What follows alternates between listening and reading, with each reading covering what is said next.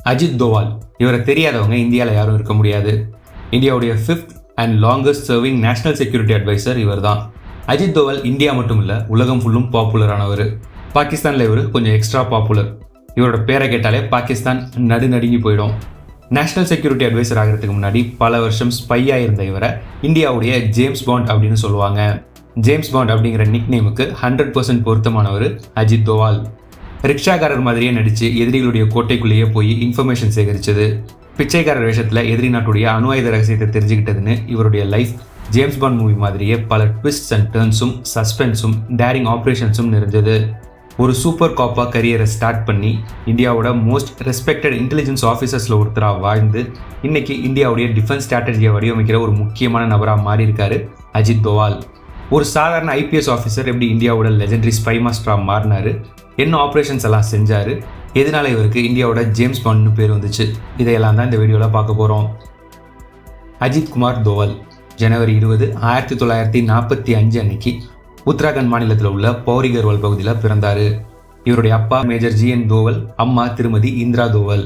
Indian ஆர்மியில் ஆஃபீஸராக இருந்த அஜித் தோவல் அவர்களுடைய அப்பா ராஜஸ்தானில் போஸ்ட் செய்யப்பட்டிருந்தார். இதன் காரணமாக ராஜஸ்தானோட அஜ்மேரில் உள்ள மிலிட்ரி ஸ்கூலில் அவருடைய ஸ்கூலிங்கை முடித்த அஜித் தோவல் 1967 ஆக்ரா யூனிவர்சிட்டியில் அவருடைய மாஸ்டர் டிகிரியை முடித்தார். அதுக்கு அடுத்த வருஷம், அதாவது 1968 அவருடைய ஃபர்ஸ்ட் அட்டம்ப்ட்லேயே UPSC எக்ஸாமை கிளியர் பண்ணி IPS ஆஃபீஸர் ஆனார். ட்ரைனிங் எல்லாம் முடிச்சதுக்கு அப்புறம் கேரளாவுடைய கோட்டயம் டிஸ்ட்ரிக்டில் ASPயாக போஸ்ட் செய்யப்பட்டார் அஜித் தோவால். சார்ஜ் எடுத்துக்கிட்ட ஒரு சில நாட்கள்லேயே அஜித் தோவால் அவர்களுடைய திறமையை பற்றி உயர் அதிகாரிகள் நல்லா புரிஞ்சுக்கிறாங்க. இந்த நிலைமையில் டிசம்பர் 29, 1971 அன்னைக்கு கேரளாவுடைய கண்ணூர் மாவட்டத்தில் உள்ள தலசேரி அப்படிங்கிற இடத்துல ஒரு மத கலவரம் ஏற்படுது. இந்த கலவரத்தை கட்டுப்படுத்த கேரளா போலீஸ் எவ்வளவோ முயற்சி பண்ணுறாங்க, ஆனால் அவங்களால கட்டுப்படுத்த முடியல. தொடர் மோதல்கள், வன்முறை மற்றும் கொள்ளையடிப்பு சம்பவங்களால் தலசேரி ரொம்பவே அன்ஸ்டேபிள் ஆகுது. இந்த கலவரத்தை உடனடியாக முடிவுக்கு கொண்டு வர முயற்சி பண்ணுறாரு அப்போது கேரளாவுடைய ஹோம் மினிஸ்டராக இருந்த கருணாகரன். உடனடியாக ஒரு திறமையான போலீஸ் ஆஃபீஸரை தலசேரிக்கு அனுப்ப முடிவு பண்ணுறாரு. அப்போது ஒரு senior IPS officer Ajit Doval அப்படின்னு ஒரு புது IPS ஆஃபீஸர் வந்திருக்காரு. அவர் திறமையானவர் மட்டும் இல்லை, வீரமானவரும் கூட. அதனால அவரை தலசேரிக்கு அனுப்பலான்னு கருணாகரன் கிட்ட ரெக்கமெண்ட் பண்ணுறாரு. உடனடியாக அஜித் தோவால் தலசேரிக்கு டிரான்ஸ்ஃபர் செய்யப்படுறாரு. தலசேரிக்கு போனதும் அங்கே இருக்கிற சுச்சுவேஷனை அனலைஸ் பண்ணுறாரு. 2 சைடுடைய தலைவர்களையும் ஐடென்டிஃபை பண்ணி அவங்க கூட பேச்சுவார்த்தை நடத்துகிறாரு. நேச்சுரலாகவே அஜித் தோவல் அவர்களுக்கு நல்ல நெகோசியேஷன் ஸ்கில்ஸ் இருந்துச்சு. அதன் காரணமாக 2 சைடுடைய தலைவர்களையும் ஈஸியாக அமைதிப்படுத்துகிறாரு. அந்த பேச்சுவார்த்தையின் மூலமாக கலவரத்தப்போ அவங்களுடைய பொருட்கள் கொள்ளை போனதுனால தான் மக்கள் இவ்வளவு கோபமாக இருக்காங்க அப்படிங்கிறத புரிஞ்சுக்கிறாரு. உடனடியாக கலவரத்தப்போ கொள்ளையடிக்கப்பட்ட பொருட்களை கண்டுபிடிச்சு அந்த பொருட்களை உரியவங்க கிட்ட சேர்க்கிறாரு. இதன் மூலமாக மக்களுடைய கோபம் குறையுது, கலவரம் முடிவுக்கு வருது, தலசேரியில் அமைதி திரும்புது. மிகப்பெரிய கலவரத்தை ரொம்ப ஈஸியாக ஹேண்டில் பண்ணி அந்த பிரச்சனையை சரி செஞ்ச அஜித் தோவல் அவர்களுடைய புகழ் கேரளா மட்டும் இல்லை, இந்தியா ஃபுல்லும் பரவுது. இவ்வளவு திறமையான IPS ஆஃபீஸருடைய சேவை மொத்த நாட்டுக்கும் தேவை அப்படின்னு முடிவு பண்ணுற சென்ட்ரல் கவர்மெண்ட் அடுத்த சில மாதங்களில் அஜித் தோவல் அவர்களை சென்ட்ரல் டியூட்டிஸுக்காக நியூ டெல்லிக்கு அழைச்சிக்கிறாங்க. மிட் 1972 IB, அதாவது இன்டெலிஜென்ஸ் பியூரோவோட டைரக்ட் ஆப்ரேஷன்ஸ் விங்கில் இணைஞ்சார் அஜித் தோவால். 1972 அஜித் தோவல் அவர்களுக்கு ரொம்பவே முக்கியமான வருஷம். ஏன்னா இந்த வருஷம் தான் ஒரு போலீஸ் ஆஃபீஸர்லேருந்து ஸ்பையாக மாறினார் தோவல். இது மட்டும் இல்லாமல் 1972 தான் அஜித் தோவல் அவர்களுக்கு கல்யாணமும் ஆச்சு. ஸ்பை ஆப்ரேஷன்ஸுக்காக அஜித் தோவல் தன்னை தயார்படுத்திக்கிட்டு இருந்த அதே நேரத்தில் இந்திய அரசாங்கத்துக்கு ஒரு மிகப்பெரிய பிரச்சனை ஏற்படுது. மிசோரத்தில் உள்ள பிரிவினைவாதிகள் தான் அந்த பிரச்சனை. ஆரம்பத்தில் மிசோரம் ஒரு தனி மாநிலமாக இல்லை, அசாம் மாநிலத்துடைய ஒரு பகுதியாக தான் இருந்துச்சு. இந்த நிலைமையில் 1950களுடைய பிற்பகுதியில் மிசோரமில் ஒரு பெரிய வறட்சி ஏற்படுது. அந்த வறட்சிக்கு நிவாரணம், அதாவது காம்பன்சேஷன் கேட்டு மிசோரமில் ஒரு போராட்டம் நடக்குது. இந்த போராட்டத்தில் லால்டெங்கா அப்படிங்கிற நபரும் கலந்துக்கிறாரு. நாளிரவில் லால்டெங்காவுக்கு மக்களுடைய ஆதரவு அதிகமாகுது. 1960 MNFF, அதாவது மிசோ நேஷனல் ஃபெமைன் ஃப்ரண்ட் அப்படிங்கிற அமைப்பை உருவாக்குறாரு லால்டெங்கா. MNFFக்கு மிசோ மக்கள், அதுலேயும் குறிப்பாக மிசோ இளைஞர்களுடைய ஆதரவு அதிகமாக கிடைக்கிது. இதன் காரணமாக 1961 MNFFோட பெயர் மிசோ நேஷனல் ஃப்ரண்ட், அதாவது MNF அப்படின்னு மாற்றப்படுது. அடுத்த சில வருஷங்களில் லால்டெங்காவுக்கு மக்களுடைய ஆதரவு பல மடங்கு அதிகமாகுது. மக்கள் அவரை கண்மூடித்தனமாக நம்ப ஆரம்பிக்கிறாங்க. மக்கள் ஆதரவு கிடைச்சதும் பிரிவினைவாதியான லால்டெங்கா 1966 மிசோரமை தனி நாடுன்னு சொல்ல ஆரம்பிக்கிறாரு. இது மட்டும் இல்லாமல் அவருடைய ஆதரவாளர்களை வச்சு இந்தியாவுக்கு எதிராக ஆயுதம் ஏந்திய தாக்குதல்களை நடத்த ஆரம்பிக்கிறாரு. இதன் காரணமாக மிசோரமில் சட்ட ஒழுங்கு கெட்டு போகுது, பிரச்சனைகள் அதிகமாகுது. லால் டெங்காவுக்கும் அவருடைய ஆயுதம் ஏந்திய குழுவுக்கும் மிசோ மக்களுடைய ஆதரவு அதிகமாக இருந்ததுனால அரசாங்கத்தால் ஆர்மியை முழு பலத்தோட பயன்படுத்த முடியல. இந்த நிலைமையில மிசோரமில் ஏற்பட்டிருக்கிற இந்த பிரச்சனையை முடிவுக்கு கொண்டு வர உடனடியாக ஐபியை நடவடிக்கை எடுக்க சொல்கிறாங்க prime minister madam Indira Gandhi. இந்த பிரச்சனையை சரி செய்ய மிசோரமுக்கு யாரை அனுப்பலான்னு ஐபி யோசிச்சுக்கிட்டு இருக்கும்போது நான் போகிறேன்னு வாலண்டியர் பண்ணுறாரு அஜித் தோவல். இந்த ஆப்ரேஷனை செய்கிறதுக்காக மிசோரமில் உள்ள ஐபியோட லோக்கல் யூனிட்டான சப்சிடரி இன்டெலிஜென்ஸ் பியூரோவோட தலைவராக நியமிக்கப்பட்டு மிசோரமுக்கு அனுப்பி வைக்கப்படுறாரு தோவல். மிசோரமுக்கு போனதும் லால் டெங்கா பற்றின இன்ஃபர்மேஷன்ஸை சேகரிக்க ஆரம்பிக்கிறாரு. அவர் சேகரித்த இன்ஃபர்மேஷன்ஸ் மூலமாக லால் டெங்காவுடைய பலம் அவர் கூட இருக்கிற 7 கமாண்டர்ஸ் தான் அப்படிங்கிறத புரிஞ்சுக்கிறாரு தோவல். ஆனால் இந்த 7 கமாண்டர்ஸுக்கும் லால் டெங்காவுக்கும் சில விஷயங்களில் மாற்று கருத்து இருந்துச்சு. இந்த மாற்று கருத்தின் காரணமாக அவங்களுக்குள்ள சின்ன சின்ன பிரச்சனைகள் இருக்குது அப்படிங்கிறதையும் தோவல் தெரிஞ்சுக்கிறாரு.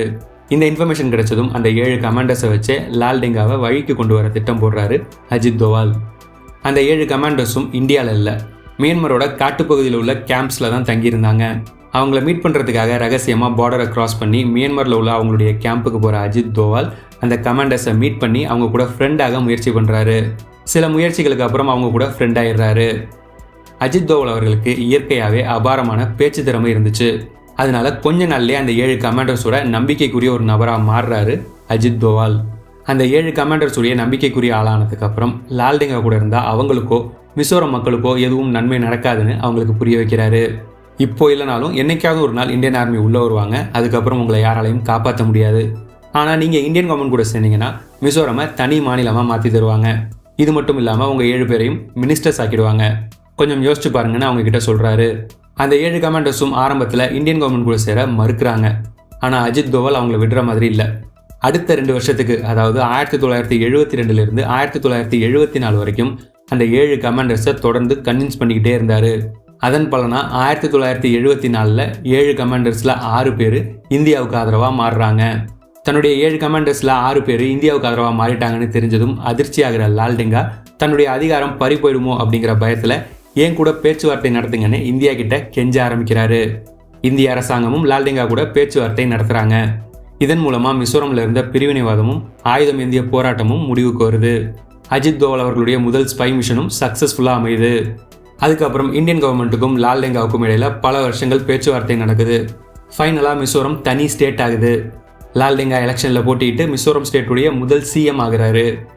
மிசோரமில் அமைதி திருமணத்துக்கு அஜித் தோவல் அவர்கள் மிக முக்கிய காரணமாக இருந்தார். இதன் காரணமாக 1974 நாட்டுக்காக அவர் செஞ்ச சேவைக்காக அஜித் தோவல் அவர்களுக்கு போலீஸ் மெடல் வழங்கப்படுது. இதன் மூலமாக போலீஸ் மெடல் வாங்கின யங்கஸ்ட் போலீஸ் ஆஃபீஸர் அப்படிங்கிற பெருமை அவருக்கு கிடைச்சிது.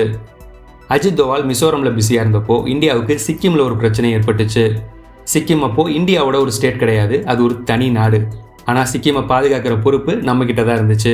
இந்த நிலைமையில் சிக்கிமுடைய மன்னர் அமெரிக்காவுடைய உளவு அமைப்பான சிஐஏவோட ஹனி ட்ராப்பில் சிக்கியிருந்தார். சிஐஏ ஏஜென்ட்டான ஹோப் குக் அப்படிங்கிற பெண்மணியை கல்யாணம் பண்ணியிருந்தார். ஒரு சிஐஏ ஏஜென்ட் சிக்கிமோட குயினாக இருந்தாங்க. இதன் காரணமாக சிக்கிம் அமெரிக்காவுடைய இன்ட்ரெஸ்ட்டுக்கு ஏற்ற மாதிரி செயல்பட ஆரம்பிச்சது. இதனால இந்தியாவுக்கு நிறைய பிரச்சனைகள் ஏற்பட ஆரம்பிச்சது. அப்போது இந்தியாவுடைய பிரைம் மினிஸ்டராக இருந்த madam Indira Gandhi chief R N Kao அவர்களை கூப்பிட்டு சிக்கிம் பிரச்சனையை சரி செய்ய சொல்கிறாங்க. ஆர்என் காவ் சிக்கிம் பிரச்சனையை சரி செய்ய ஒரு திட்டத்தை தீட்டுறாரு. இந்த காலகட்டத்தில் தான் ஐபிஎஸ் சேர்ந்த அஜித் தோவல் மிசோரம் பிரச்சனையை சரி செஞ்சு இந்தியா ஃபுல்லும் பாப்புலர் ஆகியிருந்தார். ஆர்என் காவ் அவர்களுக்கும் அஜித் தோவலை பற்றி தெரிய வருது.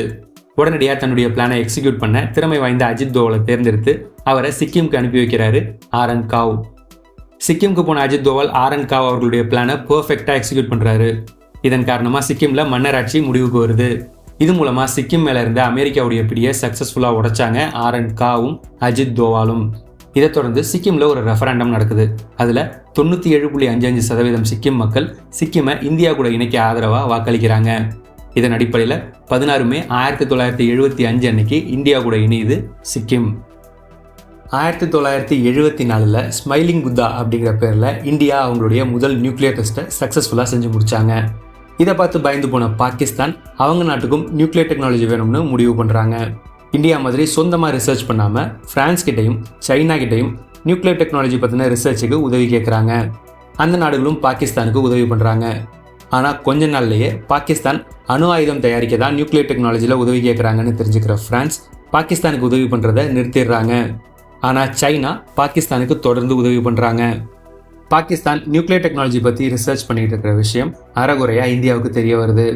உடனடியாக அதை பற்றி முழுசாக தெரிஞ்சுக்க ஐபி மற்றும் ராவை சேர்ந்த உளவாளிகளை அதிக எண்ணிக்கையில் பாகிஸ்தானுக்கு அனுப்ப ஆரம்பித்தாங்க இந்தியாவோட மிக சிறந்த உளவாளிகளில் ஒருத்தரான அஜித் தோவாலும் பாகிஸ்தானுக்கு அனுப்பி வைக்கப்பட்டார். உளவாளிகளை டைரெக்டாக பாகிஸ்தானுக்கு அனுப்ப முடியாது. அதனால இஸ்லாமாபாத்தில் உள்ள இந்தியன் எம்பசியோட ஃபர்ஸ்ட் செக்ரட்டரி அப்படிங்கிற போஸ்ட்டில் அஜித் தோவால் பாகிஸ்தானுக்கு போகிறாரு. பாகிஸ்தானில் இருந்த காலத்தில் நேரடியாகவும் மறைமுகமாகவும் பல ஸ்பை ஆப்ரேஷன்ஸை செஞ்சார் அஜித் தோவல் பாகிஸ்தானில் செஞ்ச மிஷன்ஸ் எல்லாமே இப்போ வரைக்கும் சீக்ரெட்டாக தான் இருக்குது. ஆனால் ஒரே ஒரு மிஷனை பற்றி மட்டும் பொதுவெளியில் சில இன்ஃபர்மேஷன்ஸ் இருக்குது. பாகிஸ்தான் நியூக்ளியர் டெக்னாலஜியை பற்றி ரிசர்ச் பண்ணிகிட்டு இருக்காங்க அப்படிங்கிறது நமக்கு தெரியும். ஆனால் எந்த இடத்துல ரிசர்ச் நடக்குது அப்படிங்கிறது நமக்கு தெரியாது. பாகிஸ்தானில் உள்ள நம்மளுடைய எல்லா உளவாளிகளும் பாகிஸ்தான் ஃபுல்லும் தீவிரமாக கண்காணிக்க ஆரம்பித்தாங்க. இந்த நிலைமையில் கஹூத்தா அப்படிங்கிற சின்ன டவுனில் உள்ள கான் ரிசர்ச் லெபார்டரிஸுக்கு பாகிஸ்தானுடைய ஹை ரேங்கிங் சயின்டிஸ்ட், இராணுவ உயர் அதிகாரிகள், முக்கிய தலைவர்கள் எல்லாம் அடிக்கடி வந்து போகிறத நம்ம உளவாளிகள் கண்டுபிடிக்கிறாங்க. இந்த விஷயம் தெரிஞ்சதும் நேரடியாக களத்தில் இறங்க முடிவெடுக்கிற அஜித் தோவால் பிச்சைக்காரர் வேஷத்தில் கஹூத்தாவில் உள்ள கான் ரிசர்ச் லெபார்டரிஸுக்கு வெளியில் சுற்ற ஆரம்பிக்கிறாரு. அங்கே வந்து போகிற ஒவ்வொரு நபரையும் தீவிரமாக கண்காணிக்கிறாரு. இரவு பகலாக பல நாள் கண்காணிச்சும் அந்த லேபில் நியூக்ளியர் ரிசர்ச் நடக்குதா இல்லையா அப்படிங்கிறத கண்டுபிடிக்க எந்த தடயமும் கிடைக்கல. இந்த நிலைமையில் ஒரு நாள் கான் ரிசர்ச் லெபார்டரிஸில் வேலை பார்க்குற சில சயின்டிஸ்ட் கேஷுவலாக பேசிக்கிட்டே வெளியில் வராங்க. பிச்சைக்காரர் வேஷத்தில் இருந்த அஜித் தோவல் அவங்கள ஃபாலோ பண்ணுறாரு. அந்த சயின்டிஸ்ட் எல்லாம் நேராக ஒரு பார்பர் ஷாப்புக்கு போய் முடி வெட்டிக்கிறாங்க. அவங்க அங்கேருந்து போனதும் அந்த முடிகளை எடுத்து இந்தியாவுக்கு அனுப்பி வைக்கிறாரு அஜித் தோவால். இந்தியாவில் அந்த முடி அனலைஸ் செய்யப்படுது. அதில் அந்த முடி நியூக்ளியர் ரேடியேஷனில் எக்ஸ்போஸ் ஆகியிருக்கிறது உறுதியாகுது. இது மூலமாக பாகிஸ்தான் கான் ரிசர்ச் லெபார்டரிஸில் வச்சு நியூக்ளியர் ரிசர்ச் செஞ்சுக்கிட்டு இருக்கிறது கன்ஃபார்ம் ஆகுது. இந்த விஷயம் சரியான நேரத்தில் தெரிய வந்ததுனால நம்மளுடைய டிஃபென்ஸ் ஸ்ட்ராட்டஜி உடனடியாக பாகிஸ்தானுடைய செயல்களுக்கு ஏற்ற மாதிரி மாற்றி அமைக்கப்படுது. அஜித் தோவல் பாகிஸ்தானில் பிஸியாக இருந்த காலகட்டத்தில் பஞ்சாபில் பல பிரச்சனைகள் நடந்துச்சு. பிந்த்ரன்வாலாவை அழிக்க ஆப்ரேஷன் ப்ளூ ஸ்டார் நடத்தப்பட்டுச்சு. கோல்டன் டெம்பிள்குள்ளே செக்யூரிட்டி பர்சனல்ஸ் நுழைஞ்சதுனால சீக்கியர்கள் அரசாங்கத்து மேலே கோபமாக இருந்தாங்க. இந்திரா காந்தி கொல்லப்பட்டாங்க. ஆன்டிசிக் ரைட்ஸ் நடந்துச்சு. பஞ்சாபில் பிரிவினைவாதம் உச்சத்தை அடைஞ்சிருந்துச்சு. இந்த நிலைமையில் 1988 காலிஸ்தானி கமாண்டோ ஃபோர்ஸ், பாபர் கல்சா உள்ளிட்ட பிரிவினைவாத குழுக்களை சேர்ந்த மிலிட்டன்ஸ் மறுபடியும் கோல்டன் டெம்பிள்குள்ளே போய் பதுங்கிக்கிட்டாங்க. 1984 ஆப்ரேஷன் ப்ளூ ஸ்டார் அப்போ இந்திய வீரர்கள் கோல்டன் டெம்பிள்குள்ளே நுழைஞ்சது பெரிய பிரச்சனையாச்சு. அதனால இந்த தடவை கண்டிப்பாக இந்திய வீரர்கள் கோல்டன் டெம்பிள்குள்ளே வரமாட்டாங்கன்னு அந்த மிலிட்டன்ஸுக்கு தெரியும். அதனால கோல்டன் டெம்பிள்குள்ளே எந்த பயமும் இல்லாமல் சந்தோஷமாக இருந்தாங்க அந்த மிலிட்டன்ஸ் நினச்ச மாதிரியே வீரர்களை கோல்டன் டெம்பிள்குள்ளே அனுப்ப இந்தியன் கவர்மெண்ட் இந்த தடவை தயாராக இல்லை. அதனால ஐபி உள்ளிட்ட நம்மளுடைய ஏஜென்சிஸ் கிட்ட ஏதாவது செஞ்சு கோல்டன் டெம்பிள்குள்ளே பதுங்கி இருக்கிற மிலிட்டன்ஸை வெளியில் கொண்டு வாங்கன்னு சொல்கிறாங்க. மிலிட்டன்ஸை கோல்டன் டெம்பிள்லேருந்து வெளியில் கொண்டு வர இந்த மிஷனுக்கு ஆப்ரேஷன் பிளாக் தண்டர் 2 அப்படின்னு பெயரிடப்படுது. ஆப்ரேஷன் பிளாக் தண்டர் 2க்காக அஜித் தோவல் பஞ்சாபுக்கு அனுப்பி வைக்கப்படுறாரு. பஞ்சாபுக்கு போனதும் நேராக கோல்டன் டெம்பிளுக்கு போகிற அஜித் தோவல் ரிக்ஷாக்காரர் மாதிரி வேஷம் போட்டுக்கிட்டு கோல்டன் டெம்பிளை சுற்றி வந்து இன்ஃபர்மேஷன் சேகரிக்க முயற்சி பண்ணுறாரு. ஆனால் அவருக்கு எந்த இன்ஃபர்மேஷனும் கிடைக்கல. எந்த இன்ஃபர்மேஷனும் கிடைக்காததுனால கோல்டன் டெம்பிள்குள்ளேயே போக முடிவு பண்ணுறாரு அஜித் தோவால். கோல்டன் டெம்பிள்குள்ளே போகிறது ரொம்பவே ரிஸ்கியான மூவ். ஏன்னா மிலிட்டன்ஸ் அவர் யாருன்னு கண்டுபிடிச்சிட்டாங்கன்னா அவரை கண்டிப்பாக உயிரோட விட மாட்டாங்க. இதெல்லாம் தெரிஞ்சே தான் அஜித் தோவல் கோல்டன் டெம்பிள்குள்ளே போனார். அங்கே போனதும் மிலிட்டன்ஸை போய் பார்த்து, நான் ஒரு பாகிஸ்தானி ஏஜென்ட், உங்களுக்கு உதவுறதுக்காக ஐஎஸ்ஐ என்னை அனுப்பி வச்சுருக்காங்க. நான் ரிக்ஷாக்கான வேஷத்தில் இங்கே சில நாட்களாக சுற்றி இன்ஃபர்மேஷன் சேகரிச்சிருக்கேன். இந்திய வீரர்கள் இந்தந்த இடத்துல எல்லாம் பொசிஷன் எடுத்திருக்காங்கன்னு நிறைய ஃபேக் இன்ஃபர்மேஷன்ஸை மிலிட்டன்ஸ் கிட்ட கொடுக்குறாரு. பர்ஃபெக்ட் பாகிஸ்தானி ஸ்லாங் உருதுல பேசின அஜித் தோவல் அவர்களை ஒரு பாகிஸ்தானி ஏஜென்ட்னு நம்புகிறாங்க அந்த மிலிட்டன்ஸுடைய நம்பிக்கையை சம்பாரிச்சதுக்கு அப்புறம் அடிக்கடி இன்ஃபர்மேஷன் கொடுக்குறேன் அப்படிங்கிற பேரில் கோல்டன் டெம்பிள்குள்ளே போகிற அஜித் தோவல் அங்கே எத்தனை மிலிட்டன்ஸ் இருக்காங்க, எங்கே இருக்காங்க, அவங்களுடைய தலைமை யார், என்னென்ன ஆயுதங்கள் வச்சுருக்காங்க, அவங்களுக்கு என்னெல்லாம் ஃபெசிலிட்டிஸ் இருக்குது, இது மாதிரியான இன்ஃபர்மேஷன்ஸ் எல்லாம் சேகரிக்கிறாரு. போதுமான இன்ஃபர்மேஷன்ஸை சேகரித்ததுக்கு அப்புறம் என்எஸ்ஜி கோல்டன் டெம்பிளை சுற்றி வளைக்கிறாங்க. இந்த நிலைமையில் கோல்டன் டெம்பிள்குள்ளே உள்ள மிலிட்டன்ஸுடைய தலைமை தண்ணி குடிக்கிறதுக்காக அவனுடைய ரூம்லேருந்து வெளியில் வரான். அப்போது கோல்டன் டெம்பிள்லேருந்து பல மீட்டர் தூரம் தள்ளி பதுங்கி இருந்த என்எஸ்ஜியோடைய ஸ்னைப்பர் அவனுடைய கதையை முடிக்கிறாரு. இதை தொடர்ந்து அஜித் தோவல் அவர்களுடைய இன்ஸ்ட்ரக்ஷன்ஸ் படி கோல்டன் டெம்பிளுக்கு போகிற சாப்பாடு, தண்ணி, கரண்ட்டுன்னு எல்லாம் கட் செய்யப்படுது. ஏற்கனவே அவங்களுடைய தலைவன் கொல்லப்பட்டதை பார்த்து பயந்து போயிருந்த மிலிட்டன்ஸ் இப்போ சாப்பாடு, கரண்ட், தண்ணின்னு எதுவும் இல்லாததுனால சோர்ந்து போக ஆரம்பிக்கிறாங்க. இந்த சுச்சுவேஷனில் மறுபடியும் கோல்டன் டெம்பிள்குள்ளே போகிற அஜித் தோவல் இப்போ நமக்கு இருக்கிற ஒரே ஆப்ஷன் சரண்டர் ஆகிறது தான். முதல்ல சரண்டர் ஆகிடுவோம், மற்றதெல்லாம் அப்புறம் பார்த்துக்கலான்னு மிலிட்டன்ஸ் கிட்ட சொல்கிறாரு. பயத்தோடையும் குழப்பத்தோடையும் இருந்த மிலிட்டன்ஸுக்கு அஜித் தோவல் சொல்கிறது தான் சரின்னு படுது. மே 18 அன்னைக்கு கோல்டன் டெம்பிள்லேருந்து வெளியில் வந்து இந்தியன் ஃபோர்ஸஸ் கிட்ட சரண்டர் ஆகுறாங்க அந்த மிலிட்டன்ஸ். அஜித் தோவல் அவர்களுடைய புத்திசாலித்தனத்தினாலையும் அவர் எடுத்த ரிஸ்க்னாலையும் எந்த ஒரு பிரச்சனையும் இல்லாமல் கோல்டன் டெம்பிள் செக்யூர் செய்யப்படுது. ஆப்ரேஷன் பிளாக் தண்டர் 2 சக்ஸஸ்ஃபுல்லாக செஞ்சு முடிச்சதுக்காக அஜித் தோவல் அவர்களுக்கு கீர்த்தி சக்ரா வழங்கப்பட்டுச்சு.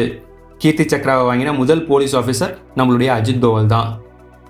1990களுடைய ஆரம்பத்தில் காலிஸ்தான் பிரிவினைவாதிகளையும் பாகிஸ்தான் பயங்கரவாதிகளையும் ஒடுக்கிற வேலையில் பிஸியாக இருந்த அஜித் தோவல் 1992 லண்டனில் உள்ள இந்திய தூதரகத்துக்கு அனுப்பி வைக்கப்படுறாரு. அடுத்த சில வருஷங்கள் அங்கே இருந்தபடியே இந்தியாவுக்காக வேலை பார்த்தாரு. டிசம்பர் 1999 IC-814 விமானம் கடத்தப்படுது. விமானத்தை கடத்தினவங்க கூட பேச்சுவார்த்தை நடத்த ஒரு குழு அமைக்கப்படுது. அந்த குழுவில் அஜித் தோவல் ஒரு முக்கியமான நபராக இருந்தார். விமானத்தை கடத்தின பயங்கரவாதிகள் விமானத்தை விடுவிக்கணும்னா இந்திய சிறைகளில் உள்ள 36 பயங்கரவாதிகளை விடுவிக்கணும், $200 மில்லியன் பணம் கொடுக்கணும்னு டிமாண்ட் பண்ணாங்க. ஆனால் வெறும் 3 பயங்கரவாதிகளை மட்டும் விடுவிச்சு ஒரு பைசா கூட கொடுக்காம விமானம் மீட்கப்பட்டுச்சு. இதுக்கு அஜித் தோவல் மிக முக்கிய காரணமாக இருந்தார். மீடியா ப்ரெஷர்னாலையும் விமானத்தில் இருந்த பணைய கைதிகளுடைய குடும்பத்தார் கொடுத்த ப்ரெஷர்னாலையும் அஜித் தோவல் அவர்களுக்கு போதுமான டைம் கிடைக்கல. ஒருவேளை அஜித் தோவல் அவர்களுக்கு போதுமான டைம் கிடைச்சிருந்தா அந்த 3 பயங்கரவாதிகளை கூட விடுவிக்காம அந்த விமானத்தை அவர் மீட்டிருக்க அதிக வாய்ப்பு இருக்கு. கிட்டத்தட்ட 10 வருஷம் ஐபியோட ஆப்ரேஷன் விங்குக்கு தலைமை வகித்த அஜித் தோவல் 31 ஜூலை 2004 அன்னைக்கு ஐபியோட சீஃபாக பதவி ஏற்றுக்கிறாரு. அடுத்த சில மாதங்கள் ஐபியோட சீஃபாக செயல்பட்ட தோவல் 31 ஜனவரி 2005 அன்னைக்கு கவர்மெண்ட் சர்வீசஸ்லேருந்து ரிட்டையர் ஆகுறாரு. ரிட்டையர் ஆனதுக்கு அப்புறமும் அவருடைய சோர்சஸ் மூலமாக நம்ம நாட்டுடைய பாதுகாப்புக்கு உதவி செஞ்சுக்கிட்டு இருந்தார். அதுபோக நேஷனல் செக்யூரிட்டி தொடர்பாக பல நியூஸ் பேப்பர்ஸில் எடிட்டோரியல்ஸ் எழுதினார், நிறைய லெக்சர்ஸ் கொடுத்தாரு. இந்த நிலைமையில் டிசம்பர் 2009 விவேகானந்தா இன்டர்நேஷனல் ஃபவுண்டேஷன் அப்படிங்கிற பாலிசி திங்க் டேங்கை உருவாக்கி அதோடைய டைரக்டராக செயல்பட்டார் தோவல். இந்த நிலைமையில் 30 மே 2014 அன்னைக்கு இந்தியாவுடைய 5th நேஷனல் செக்யூரிட்டி அட்வைசராக நியமிக்கப்படுறாரு அஜித் தோவல். இந்தியாவோட நேஷனல் செக்யூரிட்டி அட்வைசராக நியமிக்கப்பட்ட ஒரு மாதத்துக்குள்ளேயே ஒரு மிகப்பெரிய சேலஞ்சை சந்திச்சார் அஜித் தோவல். ஜூன் 2014 ஈராக்கோட திர்கித் நகரத்தில் உள்ள ஒரு ஹாஸ்பிட்டலில் வேலை பார்த்த 46 இந்திய நர்ஸ்களை IS பயங்கரவாத அமைப்பு கடத்திக்கிட்டு போயிடுது. இதை தொடர்ந்து ஜூன் 25, 2014 அன்னைக்கு ஈராக்குக்கு போகிறாரு தோவல். அங்கே போய் அவர் என்ன செஞ்சார் அப்படிங்கிறதெல்லாம் தெரியல. ஆனால் ஜூலை 5, 2014 அன்னைக்கு அந்த 46 நர்சஸும் சேஃபாக திரும்ப ஒப்படைக்கப்பட்டாங்க. இதை தொடர்ந்து 2016 மியான்மரில் நடந்த cross border operation, 2016 surgical strikes, 2019 Balakot ஏர் ஸ்ட்ரைக், குரூப் கேப்டன் அபிநந்தன் சேஃபாக நாடு திரும்பினது, போன வருஷம் பாகிஸ்தான் மேலே நாம் நடத்தின தாக்குதல்னு இந்தியாவுடைய நேஷனல் செக்யூரிட்டி சம்மந்தமான எல்லா விஷயத்திலையும் அஜித் தோவல் அவர்களுக்கு மிக முக்கிய பங்கு இருக்குது. இந்த வீடியோவில் நம்ம பார்த்ததெல்லாம் தோவல் அவர்கள் செஞ்ச ஆப்ரேஷன்ஸில் 1% கூட இருக்காது. இவர் செஞ்ச பல ஆப்ரேஷன்ஸ் இப்போ வரைக்கும் சீக்ரெட்டாக தான் இருக்குது. பப்ளிக்கு தெரிஞ்ச ஒரு சில ஆப்ரேஷன்ஸே இவ்வளவு த்ரில்லிங்னா வெளியில் தெரியாத சீக்ரெட் மிஷன்ஸ் எவ்வளவு டேரிங்காக இருக்குன்னு நாமளே புரிஞ்சுக்கலாம். இதனால தான் அஜித் தோவல் அவர்களை இந்தியாவுடைய ஜேம்ஸ் பாண்ட் அப்படின்னு சொல்கிறாங்க. 1968 ஒரு IPS ஆஃபீஸராக இந்தியாவை பாதுகாக்கிற பயணத்தை தொடங்கின அஜித் தோவல் இன்னைக்கு இந்தியாவுடைய நேஷனல் செக்யூரிட்டியை தீர்மானிக்கிற முக்கியமான நபர்களில் ஒருத்தராக உயர்ந்திருக்காரு. நாட்டோட பாதுகாப்புக்காக தன்னுடைய வாழ்க்கையே அர்ப்பணிச்சிருக்கிற அஜித் தோவல் அவர்களுடைய பெயர் இந்தியாவுடைய இன்டெலிஜென்ஸ் ஹிஸ்ட்ரியிலையும் டிஃபென்ஸ் ஹிஸ்ட்ரியிலையும் என்றைக்கும் அழிக்க முடியாத இடத்த பிடிச்சிருக்கும். இந்த வீடியோவை இவ்வளோ நேரம் ஃபுல்லாக பார்த்ததுக்கு ரொம்ப நன்றி. இந்த வீடியோ உங்களுக்கு பிடிச்சிருந்தா இந்த வீடியோவை லைக் பண்ணுங்கள். வீடியோ பற்றின உங்களுடைய கருத்துக்களை கமெண்ட்ஸில் சொல்லுங்கள். இதே மாதிரி நிறைய வீடியோஸ் பார்க்க இந்த சேனலை சப்ஸ்கிரைப் பண்ணிக்கோங்க. இந்த சேனலை சப்போர்ட் பண்ணணும்னு நினச்சிங்கன்னா ஜாயின் பட்டனை ப்ரெஸ் பண்ணி சேனலில் மெம்பராக சேர்ந்து சப்போர்ட் பண்ணுங்கள். இந்த வீடியோவை இதோட முடிச்சுக்கிறேன். அடுத்த வீடியோவில் உங்களை பார்க்குறேன். தேங்க்யூ, பாய்.